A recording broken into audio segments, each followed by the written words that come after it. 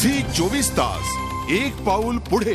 तर तिकडे विदर्भात अमरावतीमध्ये अजितदादांच्या राजीनाम्याचे पडसाद उमटलेत। यवतमाळमध्ये मुख्यमंत्र्यांचा प्रतिकात्मक पुतळा जाळण्यात आला, तर राष्ट्रवादीच्या विद्यार्थी आणि महिला आघाडीच्या कार्यकर्त्यांनी हे आंदोलन केलेले। अमरावतीत सुद्धा राष्ट्रवादीच्या कार्यकर्त्यांनी मुख्यमंत्री पृथ्वीराज चव्हाण यांचा पुतळा जाळलाय। ही यवतमाळ आणि अमरावतीमधली आपण दृश्य पाहतोय। अजितदादा समर्थक आक्रमक झालेले दिसतायत। मुख्यमंत्र्यांच्या प्रतिकात्मक पुतळ्याचं दहन इथे करण्यात आलेलं आहे यवतमाळ आणि अमरावतीमध्ये।